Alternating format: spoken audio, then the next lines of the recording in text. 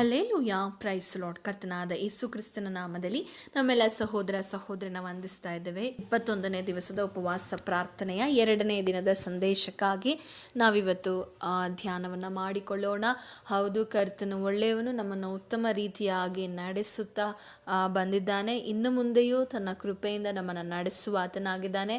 ಈ ದಿನದಲ್ಲಿ ನಾವು 21 ದಿನ ಉಪವಾಸ ಪ್ರಾರ್ಥನೆಯನ್ನು ವಿಷಯವನ್ನು ಪ್ರಸ್ತಾಪಿಸಿದಾಗ ಅನೇಕರು ಕಮೆಂಟ್ನಲ್ಲಿ ಕೇಳಿರುವಂಥ ಪ್ರಶ್ನೆಗಳನ್ನು ಉತ್ತರವನ್ನು ಕೊಟ್ಟು ನಂತರ ನಾನು ಇದರಲ್ಲಿಯೇ ಸಂದೇಶವನ್ನು ಕೂಡ ನಿಮಗೆ ತಿಳಿಯಪಡಿಸಲು ಇಚ್ಛಿಸ್ತೇನೆ. ಏನೆಂಬುದಾಗಿ ನೋಡುವುದಾದರೆ, ಅನೇಕರು ಅನೇಕ ಪ್ರಶ್ನೆಗಳನ್ನು ಕೇಳಿದ್ದಾರೆ. ಉಪವಾಸ ಪ್ರಾರ್ಥನೆಯನ್ನು ನಾವು 24x7 ಅಂದರೆ ಆಲ್ ನೈಟ್ ಮಾಡಬೇಕಾ, ಅಂದರೆ ಪೂರ್ಣ ರಾತ್ರಿಯಾಗಿ ಪ್ರಾರ್ಥಿಸಬೇಕಾ, ಎಷ್ಟು ಹೊತ್ತು ಉಪವಾಸ ಇದು ಪ್ರಾರ್ಥಿಸಬೇಕು, ಹೇಗೆ ಪ್ರಾರ್ಥಿಸಬೇಕು, ಹಾಗೆ ಯಾವ ರೀತಿಯಾಗಿ ದೇವರ ಸಮ್ಮುಖದಲ್ಲಿ ಎಷ್ಟು ಗಂಟೆಗಳ ಕಾಲ ಪ್ರಾರ್ಥನೆ ಮಾಡಬೇಕೆಂಬುದಾಗಿ ಎಲ್ಲ ಪ್ರಶ್ನೆಗಳನ್ನು ಕೇಳಿದ್ದಾರೆ. ನಾನು ಪ್ರತಿನಿತ್ಯವೂ ಉಪವಾಸ ಪ್ರಾರ್ಥನೆಯನ್ನು ಹೇಗೆ ಮಾಡಬೇಕು, ಅದರ ಜೊತೆಯಲ್ಲಿ ಮತ್ತು ಅನೇಕ ನಿಮ್ಮ ಪ್ರಶ್ನೆಗಳಿಗೆ ಉತ್ತರದೊಂದಿಗೆ ಸಂದೇಶವನ್ನು ಕೂಡ ನಾನು ಹಂಚಿಕೊಳ್ಳಲು ಇಷ್ಟಪಡ್ತೇನೆ. ಈ ದಿನದಲ್ಲಿ ಉಪವಾಸ ಪ್ರಾರ್ಥನೆ ಯಾಕೆ ಮಾಡಬೇಕು, 21 ದಿನ ಉಪವಾಸ ಪ್ರಾರ್ಥನೆಯನ್ನು 21 ದಿನ ಅಂತಲೇ ಅಲ್ಲ, ಉಪವಾಸ ಪ್ರಾರ್ಥನೆಯನ್ನು ಯಾಕೆ ಮಾಡಬೇಕೆಂಬುದಾಗಿ ನಾವು ಮೊದಲನೇದಾಗಿ ನೋಡಿಕೊಂಡು ನಂತರ ನಾವು ಸಂದೇಶಕ್ಕಾಗಿ ಹೋಗೋಣ. ಎರಡನೇದಾಗಿ, ಎಷ್ಟು ಹೊತ್ತು ಉಪವಾಸ ಮಾಡಬೇಕು, ಯಾವಾಗ ಮಾಡಬೇಕು, ಹೀಗೆ ಅನೇಕ ಪ್ರಶ್ನೆಗಳು ನಿಮಗೆ ಉಂಟು. ನೀವು ಕಮೆಂಟಲ್ಲೂ ಕೂಡ ತಿಳಿಯಪಡಿಸಿದ್ದೀರಾ. ಇನ್ನೂ ನಮಗೆ ಪ್ರಶ್ನೆಗಳಿರುವುದಾದರೆ ನೀವು ನಮಗೆ ಕಮೆಂಟ್ ಮೂಲಕವಾಗಿ ತಿಳಿಸ್ಬೋದು. ಹಾಗೆ ನಿಮ್ಮ ಪ್ರಾರ್ಥನಾ ಮನವಿಗಳಿರುವುದಾದರೆ ನಮಗೆ ತಿಳಿಯಪಡಿಸಿ. ನಿಮಗೆ ಕೌನ್ಸಿಲಿಂಗ್ ಬೇಕಾದಲ್ಲಿ ಕೆಳಗೆ ಕೊಟ್ಟಿರುವಂಥ ವಾಟ್ಸಪ್ ನಂಬರ್ನ ಸಂಪರ್ಕಿಸಬಹುದಾಗಿದೆ. ಪ್ರತಿನಿತ್ಯವೂ ನಡೆಯುವಂಥ 7:30ರಿಂದ 8:30ವರೆಗೂ ನಡೆಯುವಂಥ ನಮ್ಮ ಪ್ರಾರ್ಥನೆಗಳಿಗೆ ಜಾಯ್ನ್ ಆಗಬೇಕಾದಲ್ಲಿ ಮಧ್ಯರಾತ್ರಿ ಪ್ರಾರ್ಥನೆ ಇರ್ತದೆ, ಹಾಗೆ ಬೈಬಲ್ ಸ್ಟಡಿ, ಇದೆಲ್ಲದಕ್ಕೂ ನಿಮಗೆ ಜಾಯ್ನ್ ಆಗಲಿಕ್ಕೆ ಆಸಕ್ತಿ ಇರುವುದಾದರೆ ನೀವು ಕೆಳಗೆ ಕೊಟ್ಟಿರುವಂಥ ವಾಟ್ಸಪ್ ನಂಬರನ್ನು, ಗುಂಪುಗಳನ್ನು ಸಂಪರ್ಕಿಸಬಹುದಾಗಿದೆ. ಮತ್ತು ಪ್ರತಿ ತಿಂಗಳು 30ನೇ ತಾರೀಕಿನಂದು, ಈ ತಿಂಗಳು ಆಗಸ್ಟ್ 31ನೇ ತಾರೀಕು ರಾಮನಗರದಲ್ಲಿ ಪ್ರಾರ್ಥನಾ ಕೂಟವಿದೆ. ಅನೇಕರಿಗಾಗಿ ಬಿಡುಗಡೆಗೋಸ್ಕರವಾಗಿ ಪ್ರಾರ್ಥನೆ ಮಾಡುವಂಥ ಪ್ರಾರ್ಥನಾ ಕೂಟವಾಗಿರ್ತದೆ. ನಿಮಗೂ ಕೂಡ ಭಾಗವಹಿಸಲು ಆಸಕ್ತಿ ಇರುವುದಾದರೆ ಕೆಳಗೆ ಕೊಟ್ಟುವಂಥ ನಂಬರನ್ನು ನೀವು ಸಂಪರ್ಕಿಸಬಹುದು. ನಾವು ನಿಮಗೆ ಅದರ ಕುರಿತಾಗಿರುವಂಥ ಹೆಚ್ಚಿನ ಮಾಹಿತಿಯನ್ನು ನಾವು ತಿಳಿಯಪಡಿಸ್ತೇವೆ. ಅದರಲ್ಲಿ ನಾವು ಅನೇಕರ ಬಿಡುಗಡೆಗಾಗಿ ನಾವು ಪ್ರಾರ್ಥಿಸುವವರಾಗಿದ್ದೇವೆ. ಈ ಆಗಸ್ಟ್ 31ನೇ ತಾರೀಕಿನಂದು ಪ್ರತಿ ತಿಂಗಳು 30ನೇ ತಾರೀಕು ಇರ್ತದೆ. ಈ ತಿಂಗಳು ಮಾತ್ರ ಭಾನುವಾರ 30ನೇ ತಾರೀಕು ಬಂದಿರುವ ಕಾರಣ ನಾವು 31ನೇ ತಾರೀಕಿನಂದು ಅದನ್ನು ಏರ್ಪಡಿಸಿದ್ದೇವೆ. ಭಾಗವಹಿಸಲು ಆಸಕ್ತಿ ಇರೋರು ದಯವಿಟ್ಟು ನೀವು ನಮ್ಮನ್ನು ಸಂಪರ್ಕಿಸಬಹುದಾಗಿದೆ. ಇಂದಿನ ನಮ್ಮ ಸಂದೇಶ ಭಾಗಕ್ಕೆ ಹೋಗೋಣ. ಇವತ್ತು ನಾವು ಧ್ಯಾನಿಸ್ತಾ ಇರುವುದೇನೆಂದರೆ, ಉಪವಾಸ ಪ್ರಾರ್ಥನೆ ಎಂದರೇನು, ಏನು ಉಪವಾಸ ಪ್ರಾರ್ಥನೆ. ಇವತ್ತು ಅನೇಕರು ಉಪವಾಸ ಪ್ರಾರ್ಥನೆ ಎಂಬುದಾಗಿ ಹೇಳುವುದಾದರೆ ಅವರು ತಿಳಿದುಕೊಂಡಿರುವುದೇ ತಪ್ಪಾಗಿರುವಂತಹ ಅರ್ಥಗಳಾಗಿದೆ. ಆದರೆ ನಾವಿವತ್ತು ನೋಡಿಕೊಳ್ಳೋಣ, ಉಪವಾಸ ಪ್ರಾರ್ಥನೆಯ ನಿಜವಾದ ಅರ್ಥವನ್ನು ತಿಳಿದುಕೊಳ್ಳೋಣ. ಯಾಕೆ ಉಪವಾಸ ಮಾಡಬೇಕು? ನಾವು ಜಯದ ಕುರಿತಾಗಿ ಧ್ಯಾನ ಮಾಡ್ತಾ ಬಂದಿದ್ದೇವೆ. ಉಪವಾಸ ಪ್ರಾರ್ಥನೆ ಎಂದರೇನು, ಉಪವಾಸ ಪ್ರಾರ್ಥನೆಯನ್ನು ಯಾಕೆ ಮಾಡಬೇಕೆಂಬುದಾಗಿ ನೋಡೋಣ. ಈ ಒಂದು ಸಂದೇಶವನ್ನು ಪ್ರಾರಂಭಿಸುವುದಕ್ಕಿಂತ ಮುಂಚೆ ಒಂದು ಚಿಕ್ಕ ಪ್ರಾರ್ಥನೆಯನ್ನು ಮಾಡಿಕೊಳ್ಳೋಣ. ಪ್ರೀತಿ ಸ್ವರೂಪನಾದ ತಂದೆಯಾದ ದೇವರೇ, ನಿಮ್ಮ ನಾಮಕ್ಕೆ ಸ್ತುತಿ ಸ್ತೋತ್ರ ಉಂಟಾಗಲಿ. ಕೊಟ್ಟಂಥ ಸುಂದರವಾದ ದಿನಕ್ಕಾಗಿ, ಸಮಯಕ್ಕಾಗಿ ಸ್ತೋತ್ರ. ಈ 2ನೇ ದಿನದಲ್ಲಿಯೂ ಕೂಡ ಉತ್ತಮ ರೀತಿಯಲ್ಲಿ ನಮ್ಮನ್ನು ನಡೆಸ್ತಾ ಬಂದಿದ್ದೀರಾ, ಅದಕ್ಕಾಗಿ ಸ್ತೋತ್ರ.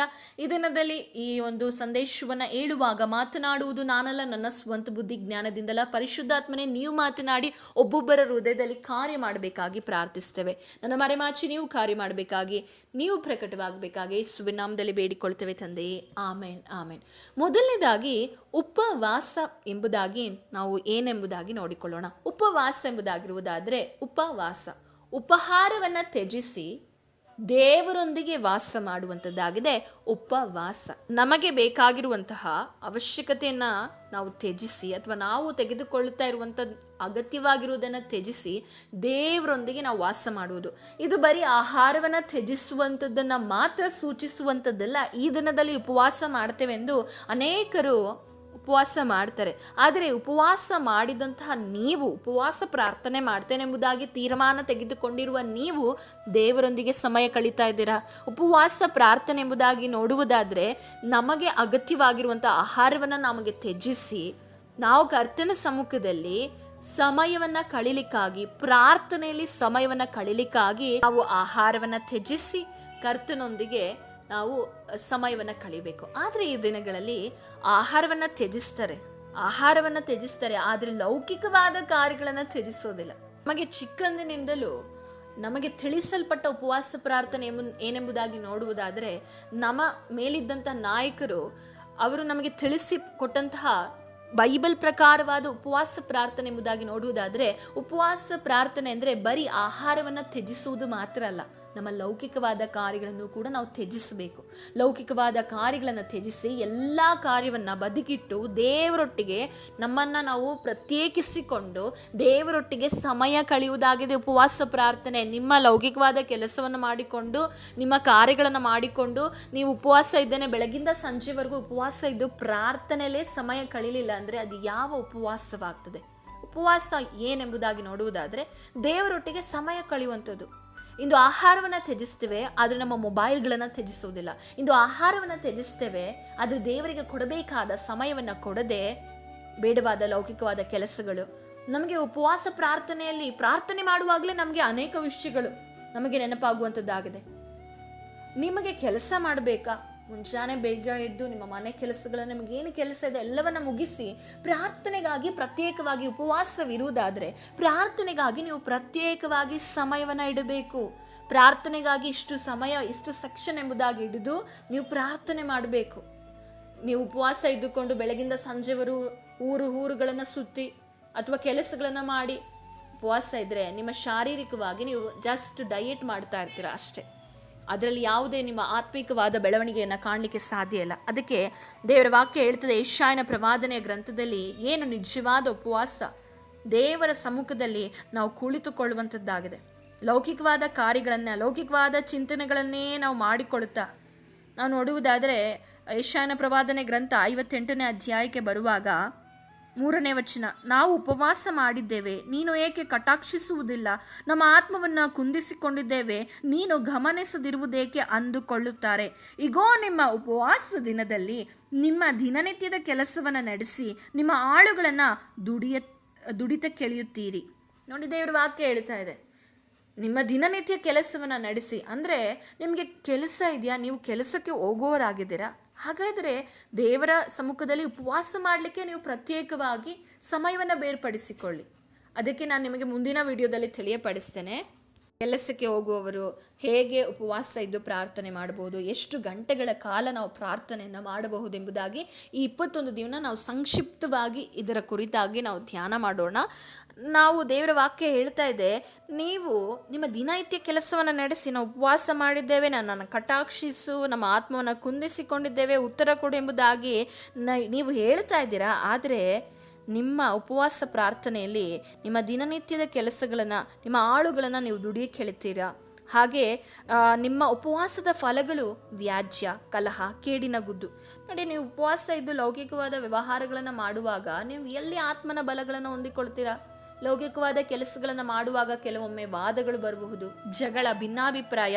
ನೀವು ಲೌಕಿಕವಾದ ಕಾರ್ಯಗಳನ್ನು ಲೋಕದಲ್ಲಿ ಮಾಡುವಾಗ ನಿಮಗೆ ದೇವರ ಆತ್ಮನ ಬಲ ಅಥವಾ ದೇವರ ಸಾನ್ನಿಧ್ಯವನ್ನು ನಿಮಗೆ ಅನುಭವಿಸಲಿಕ್ಕೆ ಸಾಧ್ಯ ಆಗೋದಿಲ್ಲ.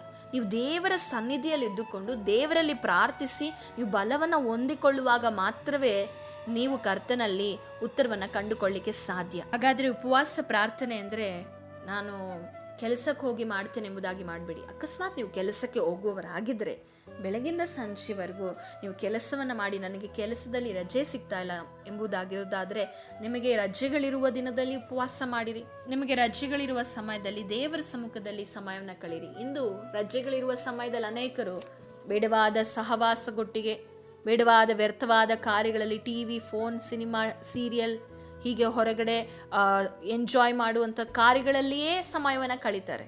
ಆದರೆ ಅವರಿಗೆ ಸಮಯ ಸಿಕ್ಕುವಾಗ ದೇವರ ಸಮ್ಮುಖದಲ್ಲಿ ಉಪವಾಸವಿದ್ದು ಪ್ರಾರ್ಥನೆ ಮಾಡಿ. ಎಷ್ಟೋ ಜನರಿಗೆ ಸಮಯ ಸಿಗ್ತದೆ, ಸಮಯ ಸಿಕ್ಕುವುದೇ ಇಲ್ಲ ಎಂಬುದಾಗಿ ಹೇಳಲಿಕ್ಕಾಗಲ್ಲ. ಇನ್ನು ಕೆಲವರಿಗೆ ರಜೆ ಸಿಕ್ಕದೇ ಇರಬಹುದು.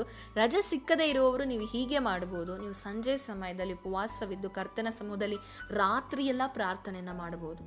ರಾತ್ರಿಯೆಲ್ಲ ನೀವು ಪ್ರಾರ್ಥನೆ ಮಾಡುವಾಗ ಉಪವಾಸವಿದ್ದು ಅಂದರೆ ಒಂದು 5 ಗಂಟೆಯೊಳಗೆ ಅಥವಾ ನೀವು ಬೆಳಗಿನ ಆಹಾರವನ್ನು ಸೇವಿಸಿ 1 ಗಂಟೆ 2 ಗಂಟೆ ಒಳಗೆ ನಿಮ್ಮ ಆಹಾರವನ್ನೆಲ್ಲ ನೀವು ಊಟ ಮಾಡುವುದನ್ನೆಲ್ಲ ಮುಗಿಸಿ ನಂತರ ಅದಾದ ನಂತರ ನೀವು ಇಡೀ ರಾತ್ರಿ ಏನನ್ನ ಕೂಡ ಸಂಜೆ ಕೂಡ ಏನನ್ನ ಸೇವಿಸದೆ ರಾತ್ರಿ ಎಲ್ಲ ಪ್ರಾರ್ಥನೆಯಲ್ಲಿ ನೀವು ಸಮಯವನ್ನು ಕಳೆಯಬಹುದು. ಹೀಗೆ ನೀವು ಉಪವಾಸವಿದ್ದು ಪ್ರಾರ್ಥನೆ ಮಾಡ್ಬೋದು.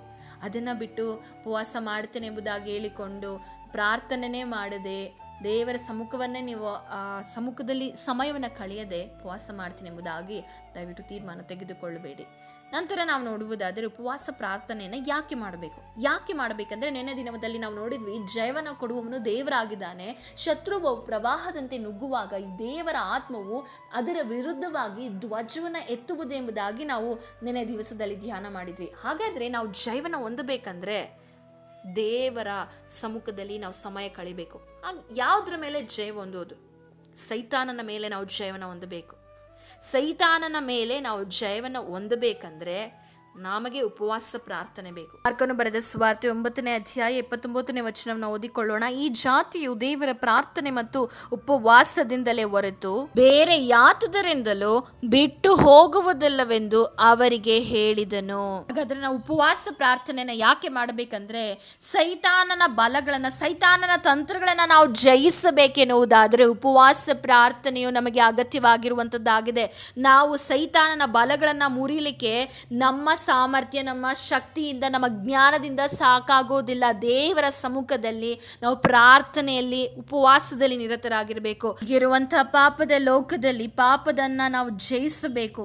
ನಮಗೆ ಬರುವ ಶೋಧನೆಗಳಿಂದ, ನಮ್ಮ ಜೀವಿತದಲ್ಲಿ ಶೋಧಕನು ನಮ್ಮನ್ನು ಶೋಧಿಸ್ಲಿಕ್ಕೆ ಬರುವಾಗ ನಾವು ಜಯ ಹೊಂದಬೇಕಂದ್ರೆ ನಮಗೆ ಪ್ರಾರ್ಥನೆ ಮತ್ತು ಉಪವಾಸ ಬಹಳ ಇಂಪಾರ್ಟೆಂಟ್. ಉಪವಾಸ ಪ್ರಾರ್ಥನೆಯು ನಮ್ಮನ್ನು ಕ್ರಮಪಡಿಸುವಂಥದ್ದಾಗಿದೆ. ನಮ್ಮಲ್ಲಿ ಎಲ್ಲೆಲ್ಲಿ ಕ್ರಮ ಇಲ್ಲದೆ ಇರ್ತದೋ ಆ ಸಮಯದಲ್ಲಿ ದೇವರ ವಾಕ್ಯದ ಮೂಲಕ ನಮ್ಮನ್ನು ಕ್ರಮಪಡಿಸುವಂಥದ್ದಾಗಿದೆ. ಅದಕ್ಕೆ ಯೋವೇಲನ ಪ್ರವಾದನೆ ಗ್ರಂಥದಲ್ಲಿ ನಾವು ನೋಡ್ತೇವೆ. ಏನೆಂಬುದಾಗಿ ನೋಡುವುದಾದರೆ, ನಿಮ್ಮ ಬಟ್ಟೆಗಳನ್ನು ನೀವು ಅರಿದುಕೊಳ್ಳಬೇಡಿ, ಮನಸ್ಸನ್ನು ಅರಿಯಿರಿ, ದೇವರ ಮುಂದೆ ಉಪವಾಸ ಮಾಡಿರಿ, ಗೋಳಾಡಿರಿ ಎಂಬುದಾಗಿ ದೇವರ ವಾಕ್ಯವು ಹೇಳುವಂಥದ್ದಾಗಿದೆ. ದೇವರ ವಾಕ್ಯ ಹೇಳುವ ಪ್ರಕಾರ ದೇವರ ಸಮ್ಮುಖದಲ್ಲಿ ಉಪವಾಸ ಕೂತು ಪ್ರಾರ್ಥನೆ ಮಾಡುವಾಗ ನಾವು ಬದಲಾವಣೆಗಳನ್ನು ಹೊಂದುತ್ತೇವೆ. ನಾವು ಬದಲಾವಣೆಗಳನ್ನು ಹೊಂದುವಾಗ ದುಷ್ಟನ ಬಲಗಳು, ದುಷ್ಟನ ಕಾರ್ಯಗಳ ಮೇಲೆ ನಾವು ಜಯವನ್ನು ಹೊಂದಲಿಕ್ಕೆ ಸಾಧ್ಯವಾಗ್ತದೆ. ಯಾವಾಗ ನಾವು ದೇವರಲ್ಲಿ ಆತ್ಮಿಕವಾಗಿ ವಾಕ್ಯದಲ್ಲಿ ಹೆಚ್ಚಾಗಿ ಬೆಳಿತೇವೆ, ವಾಕ್ಯಗಳನ್ನು ಅಳವಡಿಸಿಕೊಂಡು ವಾಕ್ಯಕ್ಕೆ ವಿಧೇಯತೆಯನ್ನು ತೋರಿಸ್ತೇವೋ ಆಗಲೇ ಸೈತಾನನ ಬಲಗಳನ್ನು ನಾವು ಜಯಿಸಲಿಕ್ಕೆ ಸಾಧ್ಯ.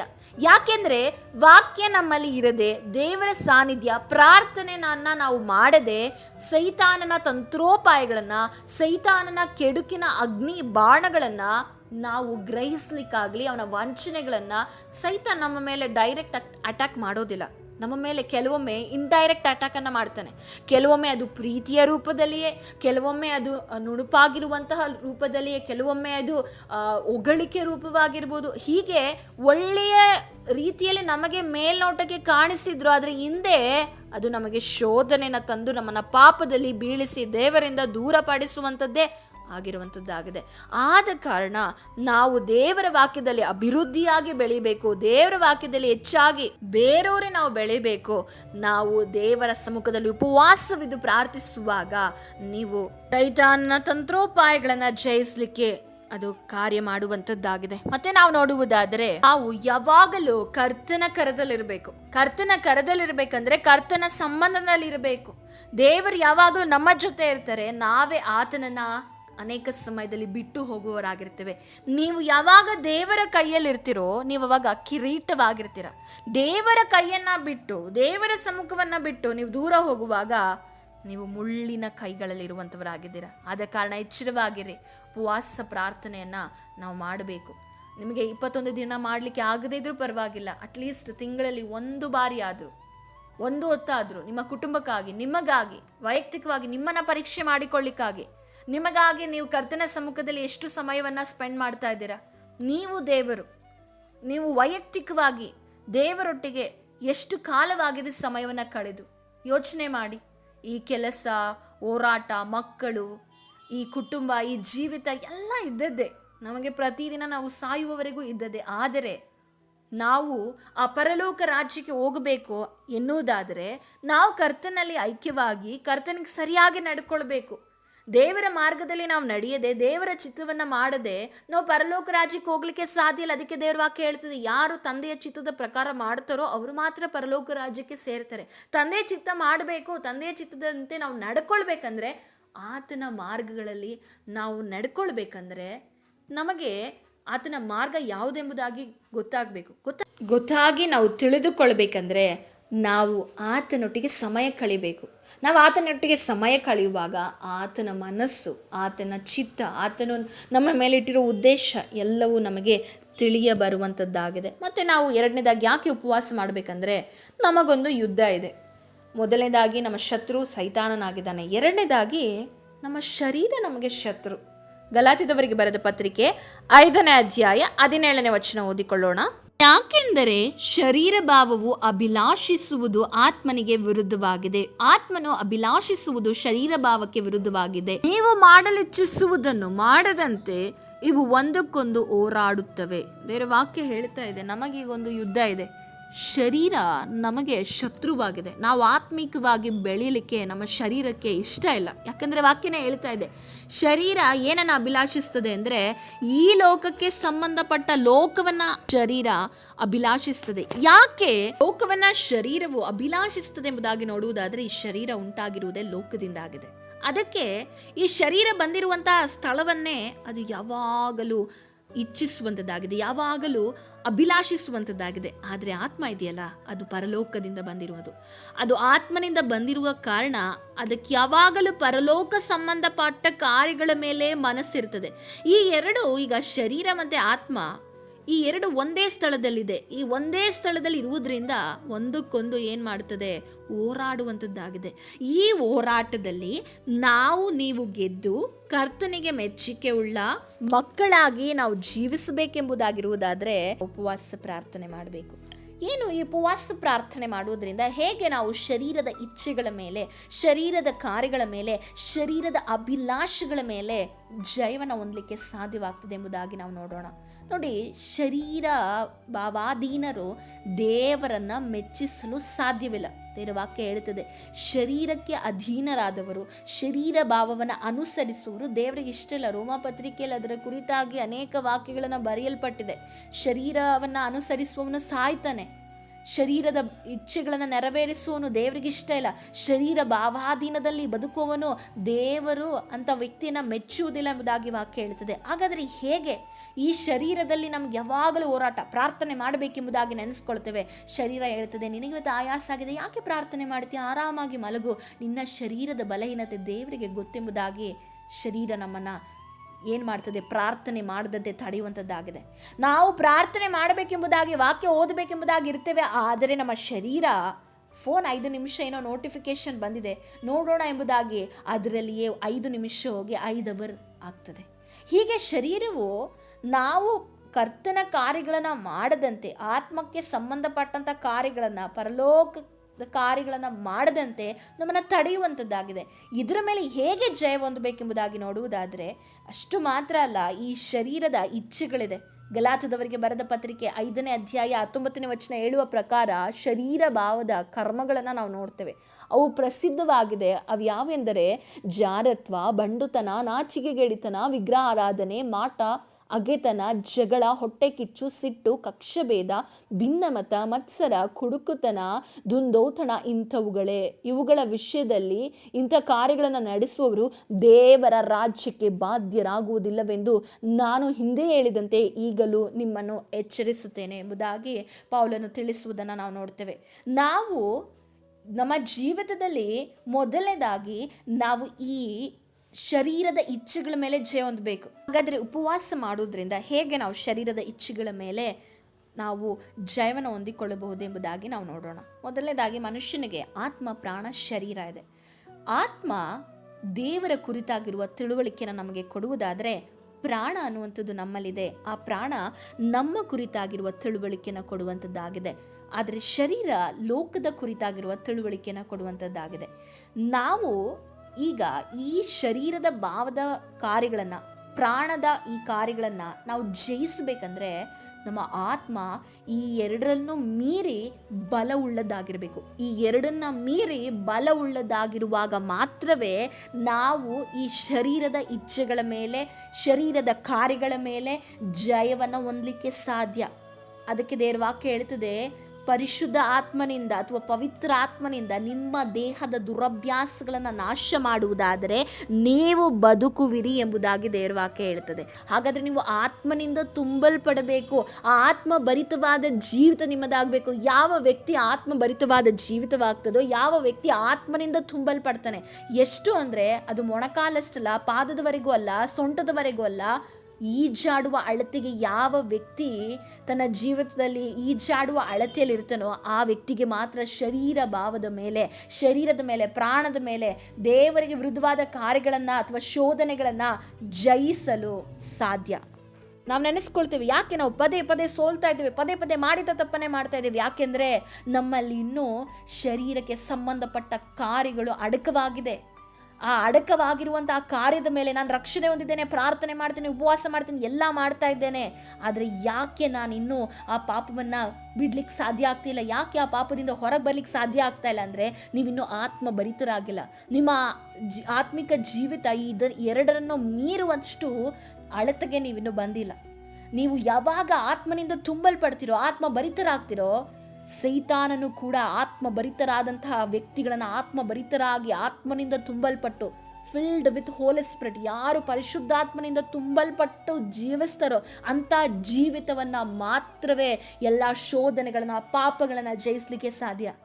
ದಾನಿಯೇಲನು ಪವಿತ್ರಾತ್ಮ ಭರಿತನಾಗಿದ್ದನು, ಯೇಸು ಕ್ರಿಸ್ತನು ಪವಿತ್ರಾತ್ಮ ಭರಿತನಾಗಿದ್ದನು, ಅದಕ್ಕೆ ಶೋಧನೆಯನ್ನು ಜಯಿಸಲಿಕ್ಕೆ ಸಾಧ್ಯವಾಯಿತು. ಇವತ್ತು ನಾವು ಪವಿತ್ರಾತ್ಮ ಭರಿತರಾಗಬೇಕು, ಆತ್ಮನಿಂದ ತುಂಬಲ್ಪಟ್ಟವರಾಗಂತಹ ಜೀವಿತ ನಮ್ಮದಾಗಬೇಕು. ನಾವು ಎಲ್ಲವನ್ನ ಮಾಡ್ತೇವೆ, ನಮ್ಮ ಗುಣಗಳಿನ್ನೂ ಬದಲಾಗಿಲ್ಲ. ನಾವು ಎಲ್ಲವನ್ನ ಆತ್ಮಿಕವಾದ ಕಾರ್ಯಗಳನ್ನು ಮಾಡ್ತೇವೆ, ಆದರೆ ನಮ್ಮ ಒಳಗಿನ ಮನುಷ್ಯನ ನಾವಿನ್ನೂ ಸಂಪೂರ್ಣವಾಗಿ ಕರ್ತನಿಗೆ ಬಿಟ್ಟು ಕೊಟ್ಟಿರೋದಿಲ್ಲ. ಆತ್ಮನಿಂದ ತುಂಬಲ್ಪಟ್ಟಂಥ ಜೀವಿತ ಎಂಬುದಾಗಿ ನೋಡುವುದಾದರೆ ದೇವರ ಆತ್ಮನಿಂದ ನಡೆಸಿಕೊಳ್ಳುವುದು, ದೇವರ ಆತ್ಮನ ಮಾತುಗಳನ್ನು ಕೇಳುವುದು, ಪರಿಶುದ್ಧಾತ್ಮನು ಯಾವ ಕಾರ್ಯವನ್ನು ಮಾಡ್ತಾನೋ ಅದಕ್ಕೆ ವಿಧೇಯತೆಯನ್ನು ತೋರಿಸುವುದು, ಆತ್ಮನು ಏನು ಹೇಳ್ತಾನೋ ಅದರ ಮಾತನ್ನು ಕೇಳುವಂಥದ್ದಾಗಿದೆ. ರೋಮಾ ಪತ್ರಿಕೆಯಲ್ಲಿ ತುಂಬ ಸುಂದರವಾಗಿ ಅದನ್ನು ವಿಶ್ಲೇಷಿಸಿರುವುದನ್ನು, ಅದನ್ನು ಪ್ರಸ್ತಾಪಿಸಿರುವುದನ್ನು ನಾವು ಕಾಣಲ್ಪಡ್ತೇವೆ. ರೋಮಾಪುರದವರಿಗೆ ಬರೆದ ಪತ್ರಿಕೆ 8ನೇ ಅಧ್ಯಾಯದಲ್ಲಿ ನಾವು ನೋಡುವುದಾದರೆ 8ನೇ ಅಧ್ಯಾಯ 14ನೇ ವಚನದಲ್ಲಿ, ಯಾರ್ಯಾರು ದೇವರ ಆತ್ಮನಿಂದ ನಡೆಸಿಕೊಳ್ಳುತ್ತಾರೋ ಅವರು ದೇವರ ಮಕ್ಕಳು, ದೇವರ ವಾಕ್ಯ ಹೇಳ್ತಾ ಇದೆ. ನಂತರ ದೇವರ ವಾಕ್ಯ ಹೇಳುವಂಥದ್ದಾಗಿದೆ, ನೀವು ಶರೀರ ಭಾವವನ್ನು ಅನುಸರಿಸಿ ಬದುಕಿದರೆ ಸಾಯುವುದು ನಿಶ್ಚಯ, ನೀವು ಪವಿತ್ರಾತ್ಮನಿಂದ ದೇಹದ ದುರಭ್ಯಾಸಗಳನ್ನು ನಾಶ ಮಾಡುವುದಾದರೆ ಜೀವಿಸುವಿರಿ ಎಂಬುದಾಗಿ ದೇವರ ವಾಕ್ಯ ಹೇಳುವಂಥದ್ದಾಗಿದೆ. ಪರಿಶುದ್ಧಾತ್ಮನಿಂದ ನಾವು ನಡೆಸಿಕೊಳ್ಳುವಾಗ ಮಾತ್ರ ದೇವರ ಮಕ್ಕಳಾಗಲಿಕ್ಕೆ ಸಾಧ್ಯ. ಈ ಎಲ್ಲ ಯಾರು ದೇವರ ಮಕ್ಕಳಾಗ್ತಾರೋ ಅವರು ಎಲ್ಲದರ ಮೇಲೆ ಜೀವನ ಹೊಂದಿಕೊಳ್ತಾರೆ. ನಾವು ದೇವರ ಮಕ್ಕಳೇ ಆಗದೇ ಇರುವುದಕ್ಕೆ ಕಾರಣ ಏನಂದರೆ ನಾವಿನ್ನೂ ಪರಿಶುದ್ಧಾತ್ಮನಿಂದ ನಡೆಸಿಕೊಳ್ತಾ ಇಲ್ಲ. ಪರಿಶುದ್ಧಾತ್ಮನಿಂದ ನಡೆಸಿಕೊಳ್ಳುವುದು ಹೇಗೆ? ನಾವು ಪ್ರಾರ್ಥನೆಯಲ್ಲಿ ನಮ್ಮನ್ನು ಸಮಯ ಕೊಡಬೇಕು. ನಾವು ಪ್ರಾರ್ಥನೆಗೆ ಸಮಯ ಕೊಡುವಾಗ ನಾವು ದೇವರ ವಾಕ್ಯವನ್ನು ಕಲೀಲಿಕ್ಕೆ, ದೇವರ ವಾಕ್ಯವನ್ನು ಧ್ಯಾನಿಸಲಿಕ್ಕೆ, ಇವತ್ತು ನಾವು ಯೂಟ್ಯೂಬ್ಗಳಲ್ಲಿ ಮೆಸೇಜ್ ಕೇಳ್ತೇವೆ, ಒಳ್ಳೆಯದು, ನಮ್ಮ ಆತ್ಮಿಕ ಜೀವಿತಕ್ಕೆ ಅದೊಂದು ಎನ್ಕರೇಜ್ಮೆಂಟ್ ಆಗಿರ್ತದೆ. ಆದರೆ ವೈಯಕ್ತಿಕವಾಗಿ ನಾವು ವಾಕ್ಯಗಳನ್ನು ಓದ್ತಾ ಇದ್ದೇವಾ? ವೈಯಕ್ತಿಕವಾಗಿ ನಮಗೆ ದೇವರೊಟ್ಟಿಗೆ ಸಂಬಂಧ ಇದೆಯಾ? ವೈಯಕ್ತಿಕವಾಗಿ ನಾವು ದೇವರಿಗೆ ಪ್ರಾರ್ಥನೆಯಲ್ಲಿ ಸಮಯವನ್ನು ಕೊಡ್ತಾ ಇದ್ದೇವಾ? ವೈಯಕ್ತಿಕವಾಗಿ ದೇವರೊಟ್ಟಿಗೆ ನಾವು ನಂಬಿಕೆಯ ಜೀವಿತದಲ್ಲಿ ನಡೀತಾ ಇದ್ದೇವಾ? ಇದು ನಿಮಗೆ ಇರುವಂಥ ಪ್ರಶ್ನೆ ಆಗಿದೆ. ನಿಮ್ಮಲ್ಲಿ ವೈಯಕ್ತಿಕವಾಗಿ ದೇವರೊಟ್ಟಿಗೆ ಸಹವಾಸದಲ್ಲಿ ಅನ್ಯೋನ್ಯತೆಯಲ್ಲಿ ಇದ್ದೀರಾ? ದೇವರ ವಾಕ್ಯವು ನಮಗೆ ತಿಳಿಯಪಡಿಸುವಂಥದ್ದಾಗಿದೆ. ದೇವರಾತ್ಮನಿಂದ ನಡೆಸಿಕೊಳ್ತಾರೋ ಅವರೇ ದೇವರ ಮಕ್ಕಳು. ದೇವರಾತ್ಮನಿಂದ ನಾವು ನಡೆಸ್ಕೊಳ್ಬೇಕು. ದೇವರಾತ್ಮನಿಂದ ನಾವು ತುಂಬಬೇಕಂದ್ರೆ ದೇವರೊಟ್ಟಿಗೆ ಸಮಯ ಕಳಿಬೇಕು. ದೇವರೊಟ್ಟಿಗೆ ಸಮಯವನ್ನು ನಾವು ಪ್ರಾರ್ಥನೆಯಲ್ಲಿ, ವಾಕ್ಯದಲ್ಲಿ, ಪ್ರತಿಯೊಂದು ವಿಷಯಗಳಲ್ಲಿ ಆತನ ಮೇಲೆ ಆತುಕೊಳ್ಬೇಕು. ಪ್ರತಿಯೊಂದು ವಿಷಯಗಳು ಬರುವಾಗ ನಾವು ಆತನ ಆಲೋಚನೆಯನ್ನು ಕೇಳುವಾಗ ನಾವು ಆತ್ಮಭರಿತವಾದ ಜೀವಿತ ನಡೆಸಲಿಕ್ಕೆ ಸಾಧ್ಯವಾಗುವಂಥದ್ದಾಗಿದೆ. ಯಾವಾಗ ನೋಡಿ 40 ದಿವಸಗಳ ಕಾಲ ಮೋಶೆ ಬೆಟ್ಟದ ಮೇಲೆ ಆಹಾರ ಸೇವಿಸಲಿಲ್ಲ, ಏನನ್ನೂ ಸೇವಿಸಲಿಲ್ಲ, ಆದರೆ ಅವನ ಮುಖ ಪ್ರಕಾಶಮಾನವಾಗಿತ್ತು. ಅವನು ಯಾವುದಕ್ಕೂ ಕೂಡ ಹೆದರಲಿಲ್ಲ. ನಾವು ನೋಡ್ತೇವೆ ಎಲಿಯನ ಜೀವಿತ, ಅವರು ಯಾವುದಕ್ಕೂ ಕೂಡ ಹೆದರ್ತಾ ಇರಲಿಲ್ಲ. ಯಾವ ವ್ಯಕ್ತಿ ಆತ್ಮಭರಿತನಾಗಿರ್ತಾನೋ ಅವನು ಯಾವುದಕ್ಕೂ ಹೆದರುವುದಿಲ್ಲ. ಯಾವ ವ್ಯಕ್ತಿ ಆತ್ಮಭರಿತನಾಗಿರ್ತಾನೋ ಅವನು ಎಲ್ಲವನ್ನ ಜಯಿಸುವನಾಗಿದ್ದಾನೆ. ಹಾಗಾದರೆ ನಾವು ಈ ಶರೀರದ ಇಚ್ಛೆಗಳ ಮೇಲೆ ಜಯ ಹೊಂದಬೇಕಂದ್ರೆ ಪ್ರಾರ್ಥನೆಯಲ್ಲಿ ಸಮಯ ಕಳಿಬೇಕು. ಎಕ್ಸ್ಪೆಷಲಿ ವೈಯಕ್ತಿಕವಾಗಿ ದೇವರೊಟ್ಟಿಗೆ ನಾವು ಸಮಯ ಕಳಿಬೇಕು. ವೈಯಕ್ತಿಕವಾಗಿ ವಾಕ್ಯಗಳನ್ನು ನಾವು ದೇವರೊಟ್ಟಿಗೆ ಧ್ಯಾನ ಮಾಡಬೇಕು, ಆರಾಧನೆ ಮಾಡಬೇಕು. ಎಷ್ಟೋ ಜನರಿಗೆ ಆರಾಧನೆ ಮಾಡಿ ಅನುಭವಗಳೇ ಇಲ್ಲ. ಸಭೆಗಳಲ್ಲಿ ಕೂಡಿ ಬರುವಾಗ ಆರಾಧನೆ ಮಾಡ್ತಾರೆ, ಆದರೆ ವೈಯಕ್ತಿಕವಾಗಿ ಆರಾಧನೆ ಮಾಡಲಿಕ್ಕೆ ಅನುಭವ ಇಲ್ಲ. ಈ ಉಪವಾಸ ಪ್ರಾರ್ಥನೆಯನ್ನು ನಮಗೆ ಕೆಲವೊಮ್ಮೆ ನಾವು ಪ್ರಾರ್ಥನೆ ಎಂಬುದಾಗಿ ಹೇಳುವುದಾದರೆ ಸ್ವಲ್ಪ ಆಸಕ್ತಿ ಕಡಿಮೆ ಮಾಡ್ತೇವೆ. ಅದೇ ಉಪವಾಸ ಪ್ರಾರ್ಥನೆ ಅಂದರೆ ತುಂಬ ಶ್ರದ್ಧೆ ಉಳ್ಳವರಾಗಿ ಸಮಯವನ್ನು ಸ್ವಲ್ಪವೂ ಕೂಡ ವೆಚ್ಚ ಮಾಡದೆ ನಾವು ಪ್ರಾರ್ಥನೆಗೆ ಸಮಯ ಕೊಡ್ತೇವೆ. ಆದ ಕಾರಣವೇ ಉಪವಾಸ ಪ್ರಾರ್ಥನೆಯನ್ನು ಮಾಡುವಾಗ ಆರಾಧನೆಯ ವಾಕ್ಯಗಳನ್ನು ಹಾಗೂ ದೇವರ ಸಮ್ಮುಖದಲ್ಲಿ ಪ್ರಾರ್ಥನಾ ವಿಜ್ಞಾಪನೆಗಳನ್ನು ನಾವು ಹೇಳಿ ಪ್ರಾರ್ಥಿಸುವಾಗ ನಮ್ಮಲ್ಲಿ ಇರುವಂಥ ಅನೇಕ ಕಾರ್ಯಗಳಲ್ಲಿ ನಾವು ಬದಲಾವಣೆ ಕಾಣಲಿಕ್ಕೆ ಸಾಧ್ಯವಾಗ್ತದೆ. ಬರೀ ಲೌಕಿಕವಾದ ವಿಷಯಗಳಿಗಾಗಿ ಎಲ್ಲ ಉಪವಾಸ ಪ್ರಾರ್ಥನೆ. ನಮ್ಮ ಶರೀರದ ಇಚ್ಛೆಗಳ ಮೇಲೆ ನಾವು ಜಯ ಹೊಂದಬೇಕಂದ್ರೆ ಉಪವಾಸ ಪ್ರಾರ್ಥನೆ ನಮಗೆ ಬೇಕು. ಉಪವಾಸ ಪ್ರಾರ್ಥನೆಯನ್ನು ಮಾಡುವಾಗ ನಮ್ಮ ಜೀವಿತದಲ್ಲಿರುವಂಥ ಎಲ್ಲವನ್ನ ನಾವು ಕರ್ತನ ಸಮ್ಮುಖದಲ್ಲಿ ಒಪ್ಪಿಸಿಕೊಟ್ಟು ಪ್ರಾರ್ಥನೆ ಮಾಡಬೇಕು. ಉಪವಾಸ ಪ್ರಾರ್ಥನೆ ಮಾಡುವಾಗ ದೇವರ ಸಮ್ಮುಖದಲ್ಲಿ ನಾವು ಕೂರುವಾಗ ನಮ್ಮಲ್ಲಿರುವಂಥ ಬಲಹೀನತೆಗಳು, ನಮ್ಮಲ್ಲಿರುವಂಥ ಪಾಪದ ಕಾರ್ಯಗಳನ್ನು ಪರಿಶುದ್ಧಾತ್ಮನು ನಮಗೆ ಮನವರಿಕೆ ಮಾಡ್ತಾನೆ. ಆ ಸಮಯದಲ್ಲಿ ನಾವು ಅದನ್ನು ಒಪ್ಪಿಕೊಂಡು ಪಶ್ಚಾತ್ತಾಪ ಪಟ್ಟು ಬಿಟ್ಟು ಬಿಡುವುದಾದರೆ ದೇವರು ನಮಗೆ ಸಹಾಯ ಮಾಡುವವನಾಗಿದ್ದಾನೆ. ದೇವರು ಕರುಣಾಮಯನಾಗಿದ್ದಾನೆ. ಖಂಡಿತವಾಗಿಯೂ ದೇವರು ನಮ್ಮ ಯುದ್ಧವನ್ನು ನಮ್ಮ ಪರವಾಗಿ ಆತನು ಮಾಡುವವನಾಗಿದ್ದಾನೆ. ಈ ದಿನದಲ್ಲಿ ಯಾವ ಶರೀರದ ಇಚ್ಛೆಗಳ ಕಾರ್ಯಗಳ ಮೇಲೆ ನೀವಿದ್ದೀರಾ? ಹಾಗಾದರೆ ನೀವು ಆತ್ಮನಿಂದ ತುಂಬಲ್ಪಡಬೇಕು. ಆತ್ಮನಿಂದ ತುಂಬಲ್ಪಡಬೇಕಂದ್ರೆ ದೇವರೊಟ್ಟಿಗೆ ಹೆಚ್ಚು ಸಮಯ ಕಳಿಬೇಕು. ನೀವು ಯಾರೊಟ್ಟಿಗೆ ಹೆಚ್ಚು ಸಮಯ ಕಳಿತೀರೋ ನೀವು ಅವರಂತೆ ಇರ್ತೀರ. ಹಾಗಾದರೆ ನೀವು ದೇವರೊಟ್ಟಿಗೆ ಹೆಚ್ಚು ಸಮಯ ಕಳೆಯುವಾಗ ನೀವು ದೇವರಂತೆ ಇರ್ತೀರ. ನೀವು ದೇವರೊಟ್ಟಿಗೆ ಹೆಚ್ಚು ಸಮಯ ಕಳೆಯದೆ ಲೋಕದ ವಿಷಯಗಳಲ್ಲಿ ಇರುವಾಗ ನಿಮ್ಮ ಶರೀರ ಬಲಗೊಳ್ಳುತ್ತಾ ಹೋಗ್ತದೆ. ಯಾವಾಗ ಶರೀರ ಬಲಗೊಳ್ತಾ ಹೋಗ್ತದೆ, ದೇವರಿಗೆ ಸಮಯ ಕೊಡದೆ, ದೇವರ ಸಮ್ಮುಖದಲ್ಲಿ ನೀವು ಕೂತುಕೊಳ್ಳದೆ, ನೀವು ಲೌಕಿಕವಾದ ಕಾರ್ಯಗಳಲ್ಲಿ, ಲೋಕದ ಕಾರ್ಯಗಳಲ್ಲಿ ಹೆಚ್ಚು ಗಮನ ಕೊಡ್ತೀರೋ, ಆಗ ಶರೀರದ ಬಲ ಹೆಚ್ಚಾಗ್ತದೆ. ನೀವು ಆತ್ಮಿಕವಾಗಿ ಕುಂದುತ್ತಾ ಬರ್ತೀರ. ನಿಮಗೆ ಬರುವ ಪಾಪದಲ್ಲಿ, ನಿಮಗೆ ಬರುವ ಶೋಧನೆಯಲ್ಲಿ, ಹೋರಾಟಗಳಲ್ಲಿ ಸೋತು ಹೋಗ್ತೀರ, ನಂಬಿಕೆ ಇಲ್ಲದವರಾಗ್ತೀರ. ಯಾವಾಗ ನೀವು ಆತ್ಮಿಕವಾಗಿ ಬಲಹೀನಗೊಳ್ತೀರೋ ನಿಮ್ಮ ಶರೀರ ಆಟೋಮೆಟಿಕ್ಕಾಗಿ ಬಲ ಹೊಂದಿಕೊಡ್ತದೆ. ಕೋಪ ಬರ್ತದೆ, ಚಿಕ್ಕ ಪುಟ್ಟ ವಿಷಯಗಳಿಗೆ ಜಗಳ, ಕುಟುಂಬದಲ್ಲಿ ಸಮಾಧಾನ ಇರೋದಿಲ್ಲ, ಕುಟುಂಬದಲ್ಲಿ ನಾನು ಎಂಬುದು ಬರ್ತದೆ, ಕುಟುಂಬದಲ್ಲಿ ಕ್ಷಮಿಸದೇ ಇರುವ ಗುಣಗಳು, ಇದೆಲ್ಲ ಬರಲಿಕ್ಕೆ ಕಾರಣ ಏನು ಗೊತ್ತಾ? ನಾವು ಆತ್ಮಿಕವಾಗಿ ಬಲಹೀನರಾಗುವಾಗ. ಹಾಗಾದರೆ ಈ ದಿನದಲ್ಲಿ ನೀವೆಲ್ಲಿ ಬಲಹೀನರಾಗಿದ್ದೀರಾ? ಸಮಯವನ್ನು ತೆಗೆದುಕೊಂಡು ದೇವರ ಸಮ್ಮುಖದಲ್ಲಿ ನೀವೆಷ್ಟೇ ದೊಡ್ಡ ಕೆಲಸ ಮಾಡಿರಿ, ದಾನಿಯೇಲನಿಗಿಂತ ದೊಡ್ಡ ಕೆಲಸ ನಾವು ಯಾರು ಮಾಡೋದಿಲ್ಲ. ಆದರೆ ನಾವು ಯಾವಾಗಲೇ ಹೇಳ್ತೇವೆ, ನಾನು ತುಂಬ ಬ್ಯುಸಿ ಇದ್ದೇನೆ. ದೇವರಿಗಾಗಿ ಅವನು ಸಮಯವನ್ನು ಪ್ರತ್ಯೇಕಿಸಿಕೊಂಡಿದ್ದ. ನಾವು ಕೂಡ ದೇವರಿಗಾಗಿ ಸಮಯವನ್ನು ಪ್ರತ್ಯೇಕಿಸಿಕೊಂಡು ಕರ್ತನ ಸಮ್ಮುಖದಲ್ಲಿ ಪ್ರಾರ್ಥನೆ ಮಾಡುವವರಾಗಿರಬೇಕು. ಕೆಲವರು ಹೇಳ್ತಾರೆ, ಪ್ರಾರ್ಥನೆ ನಾನು ಯಾವಾಗಲೂ ಮಾಡ್ತೇನೆ. ಹಾಗಾದರೆ ಯಾವಾಗಲೂ ಪ್ರಾರ್ಥನೆ ಮಾಡುವ ನೀನು ಯಾಕೆ ಇನ್ನೂ ಬದಲಾವಣೆ ಹೊಂದಿಲ್ಲ? ಅನೇಕರು ಪ್ರಾರ್ಥಿಸಿರಿ ಎಂಬುದಾಗಿ ಹೇಳುವಾಗ ನಾನು ಪ್ರಾರ್ಥನೆ ಮಾಡ್ತಾನೆ ಇದ್ದೇನೆ. ಒಂದು ದಿವಸವೂ ಕೂಡ ಮಧ್ಯರಾತ್ರಿಗಳಲ್ಲಿ, ಮುಂಜಾನೆಯಲ್ಲಿ, ಮಧ್ಯರಾತ್ರಿಗಳಲ್ಲಾಗಿರ್ಬೋದು, ಹಗಲಿನಲ್ಲಾಗಿರ್ಬೋದು, ಯಾವ ಸಮಯದಲ್ಲೂ ಪ್ರತ್ಯೇಕವಾಗಿ ದೇವರ ಸಮ್ಮುಖದಲ್ಲಿ ಪ್ರಾರ್ಥನೆ ಇಲ್ಲದೆ ನಾನು ಪ್ರಾರ್ಥನೆ ಮಾಡ್ತಾ ಇದ್ದೇನೆ ಎಂಬುದಾಗಿ ಅನೇಕರು ಅವರನ್ನು ಸಮರ್ಥಿಸಿಕೊಳ್ತಾರೆ. ಹಾಗೆ ಮಾಡಬೇಡಿ. ದಾನಿಯೇಲನನ್ನು ನೋಡುವುದಾದರೆ ಅವನು ಪ್ರತ್ಯೇಕಿಸಿಕೊಂಡು ಪ್ರತಿದಿನ ಪ್ರಾರ್ಥನೆ ಮಾಡ್ತಾ ಇದ್ದನು. ಹಾಗಾದರೆ ಈ ಉಪವಾಸ ಪ್ರಾರ್ಥನೆ ಯಾಕೆ ಮಾಡಬೇಕಂದ್ರೆ ನಮ್ಮ ಶರೀರದ ಕಾರ್ಯಗಳ ಮೇಲೆ ನಾವು ಜಯವನ್ನು ಹೊಂದಬೇಕು. ಯಾವಾಗ ನೀವು ಉಪವಾಸ ಪ್ರಾರ್ಥನೆ ಮಾಡ್ತಿರೋ ನಿಮ್ಮ ಶರೀರವು ಕುಂದುತ್ತದೆ, ಆತ್ಮ ಬಲಗೊಳ್ಳುತ್ತದೆ. ಆಗ ನಿಮಗೆ ಬರುವ ಶೋಧನೆಗಳಲ್ಲಿ ನೀವು ಜಯವನ್ನು ಹೊಂದಲಿಕ್ಕೆ ಸಾಧ್ಯವಾಗುವಂಥದ್ದಾಗಿದೆ. ನಾಳಿನ ದಿವಸವೂ ಕೂಡ ನಾವು ಇದನ್ನು ಕಂಟಿನ್ಯೂ ಮಾಡೋಣ. ಯಾಕೆ ನಾವು ಉಪವಾಸ ಪ್ರಾರ್ಥನೆ ಮಾಡಬೇಕು, ಹಾಗೆ ಹೇಗೆ ಉಪವಾಸ ಪ್ರಾರ್ಥನೆನ ಮಾಡಬೇಕೆಂಬುದಾಗಿ ನಾಳಿನ ದಿವಸದಲ್ಲಿ ನಾವು ನೋಡೋಣ. ದೇವರ ವಾಕ್ಯದ ಮೂಲಕ ನಿಮ್ಮನ್ನು ಆಶೀರ್ವದಿಸಲಿ. ಯಾಕೆ ಉಪವಾಸ ಮಾಡಬೇಕು? ಸೈತಾನನ ಬಲಗಳನ್ನು ಮುರಿಲಿಕ್ಕಾಗಿ. ಹಾಗೆ ಉಪವಾಸ ಪ್ರಾರ್ಥನೆ ಎಂದರೇನು ಮತ್ತು ದೇವರು ನಮಗೆ ಉಪವಾಸ ಪ್ರಾರ್ಥನೆಯನ್ನು ಮಾಡುವುದರಿಂದ ಶರೀರದ ಮೇಲೆ ಜೀವನ ಕೊಡ್ತಾರೆ ಎಂಬುದಾಗಿ ನೋಡಿದ್ವಿ. ಹಾಗಾದರೆ ಮತ್ತೆ ಇನ್ನೊಂದು ದಿವಸದಲ್ಲಿ ನಾವು ನೋಡಲಿದ್ದೇವೆ ಹೇಗೆ ಜೀವನ ಹೊಂದಿಕೊಳ್ಳುವುದೆಂಬುದಾಗಿಯೂ ಕೂಡ ನಾವು ಧ್ಯಾನ ಮಾಡೋಣ. ಈ 21 ದಿವಸಗಳ ಕಾಲವೂ ಕೂಡ ಕರ್ತನ ಸಮ್ಮುಖದಲ್ಲಿ ವಾಕ್ಯವನ್ನು ಕೇಳೋಣ. ದೇವರು ತಾನೇ ನಿಮ್ಮನ್ನು ಆಶೀರ್ವದಿಸಲಿ. ಪ್ರಾರ್ಥನೆ ಮಾಡೋಣ. ಪ್ರೀತಿ ಸ್ವರೂಪನಾದ ದೇವರೇ, ಒಳ್ಳೆ ವಾಕ್ಯಕ್ಕಾಗಿ ಸ್ತೋತ್ರ ಸಲ್ಲಿಸ್ತಾ ಇದ್ದೇವೆ. ವಿಶೇಷವಾಗಿ ವಾಕ್ಯವನ್ನು ಕೇಳುವ ಎಲ್ಲ ಸಹೋದರ ಸಹೋದರನ ಆಶೀರ್ವದಿಸು, ಕೃಪೆಯಿಂದ ಬಲದಿಂದ ನಡೆಸಿ, ಪರಿಶುದ್ಧಾತ್ಮನ ಸಹಾಯದಿಂದ ವಾಕ್ಯಗಳನ್ನು ಕೇಳಿ ಬಿಟ್ಟು ಬಿಡದ ಹಾಗೆ ಅನುಸರಿಸಲಿಕ್ಕೆ ಕೃಪೆ ಬಲವನ್ನು ಅನುಗ್ರಹಿಸಬೇಕಾಗೆಲ್ಲ ನಿಮ್ಮ ಕರದಲ್ಲಿ ಒಪ್ಪಿಸಿಕೊಡ್ತಾ ಯೇಸು ಕ್ರಿಸ್ತ ನಾಮದಲ್ಲಿ ಬೇಡಿಕೊಳ್ತೇವೆ ತಂದೆಯೇ. ಆಮೇನ್ ಆಮೇನ್. ದೇವರು ನಿಮ್ಮೆಲ್ಲರನ್ನ ಆಶೀರ್ವದಿಸಲಿ. Thanks for watching. God bless you.